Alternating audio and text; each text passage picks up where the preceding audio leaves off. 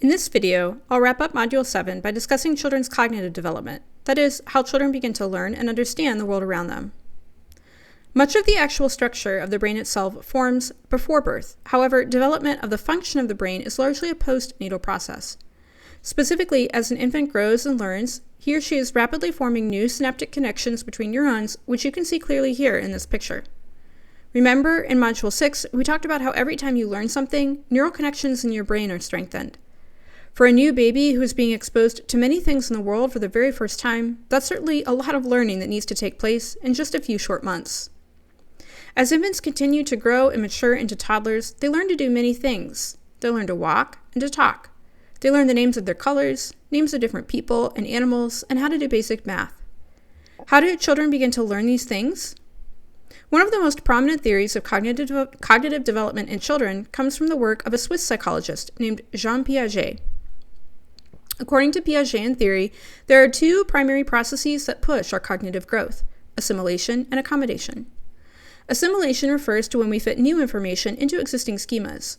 For example, when a toddler learns that the four-legged pet in her house is called a dog, she will use that word to refer to a new dog that she meets at the local park. She is assimilating this new information, that is, the dog at the park she's never seen before, into her existing schema for dog.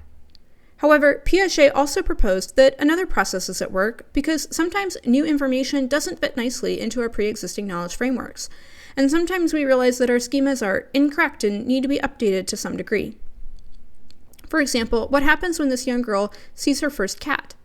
She might initially try to assimilate it into her previous schema for dog, but if her caregiver says, "No, that's actually a really cute cat," the child learns that not all furry animals with four legs are dogs, and she creates a new schema for cats. This process of changing an existing schema to fit new information is called accommodation. Throughout our lives, we actively engage in both assimilation and accommodation as our knowledge of the world grows. Piaget went on to create an extensive description of how cognitive development seems to unfold and change as infants and children grow and acquire new skills and encounter more and more complex information in the world around them. According to Piaget, there are basically four general stages of cognitive development: the sensorimotor stage, the pre-operational stage, the concrete operational stage, and the formal operational stage. Let's look more now at each one. The first stage is called the sensorimotor stage, and this lasts from birth up until around age 2. Obviously, a lot of cognitive change is happening during the first 2 years after you're born.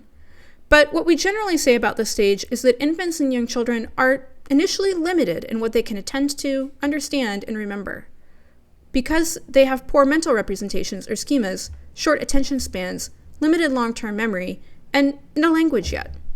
They can and do learn about the world around them, beginning to seek out familiar people, toys, and locations. They learn a lot about their own bodies by holding, sucking, and banging objects, including their own hands and feet. However, Piaget argued that because they can't really hold ideas in their minds, once an object is no longer in their line of sight, they can't think about it anymore. He called this a lack of object permanence. And this is part of the reason why young babies enjoy the game hide and seek so much. For them, it really is as if the object has disappeared, only to reappear a few seconds later. For a cute video showing a young infant who hasn't quite mastered object permanence yet, you can check out the supplemental video in Canvas. The second stage is called the pre-operational stage, which lasts from around 2 to age 6. During this period of development, object permanence is now in place, which means the child has good mental imagery and they can use mental symbols. Now, when a toy gets covered up with a cloth, the child knows the toy is still there, but just hidden. Although children in the pre-operational stage have mastered object permanence and symbolic thought, other cognitive challenges still remain. For one, children in this stage tend to behave egocentrically. That means they see the world from their own perspective, but they have a really hard time seeing it from someone else's viewpoint. Up until around age 5 or so, children have difficulty with the concept of theory of mind, or the understanding that other people have thoughts, beliefs, and perceptions that are different than their own. For example, when talking with a young child on the phone, she might ask you if you like what she's wearing, even though you can't see her. The child has difficulty understanding that you can't see everything that she can see. As a result, children at this stage often fail what's called a false belief task. Basically, the child is told a story about a character who hides an object in a specific location. Later, the object is moved without the character's knowledge. The child is then asked to predict where the character will look for the object. Most kids under 5 or 6 years old can't distinguish between what they know and what the character would know, so they predict the character would look for the object in its correct location, which is known to the child, but unknown to the character in the story. Once children have a fully developed theory of mind, however, they can accurately predict that the character will look for the object where the character believes the object to be, even if that's different than where the child knows it is actually located. Additionally, children in the preoperational stage have also failed to master the idea of conservation of mass, or the principle that the amount of a substance remains the same even if its shape or appearance changes. As an example, imagine a child is shown these 3 glasses, A, B, and C. At first, in the original presentation shown on the left, the child will have no difficulty discerning that both cups A and B have the same amount of liquid. But now, what if an adult pours the water from cup B into cup C, which is taller but also thinner? We, of course, know that the amount of water didn't actually change, and both A and C still have equal amounts of liquid. A child in the preoperational stage, however, will have difficulty with this task. They will think that cup C holds more liquid simply because the water line is higher.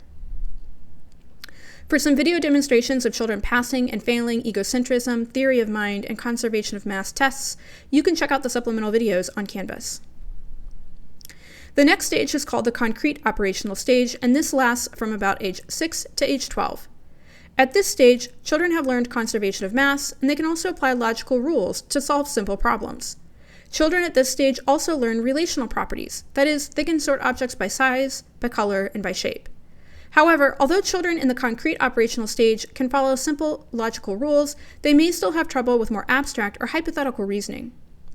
According to Piaget, the final stage is the formal operational stage, which begins around age 11 or 12 and continues on through adulthood. At this age, children have mastered all of the cognitive skills we've previously discussed, such as conservation of mass and theory of mind. Moreover, they can also now engage in more complex and abstract reasoning. In this video, we discussed children's cognitive development. For the exam, you should be able to describe each of Piaget's stages of cognitive development, that is, the sensorimotor, preoperational, concrete operational, and formal operational stages, define object permanence, theory of mind, and conservation of mass, and define synaptogenesis. You'll also need to be able to define and distinguish between assimilation and accommodation.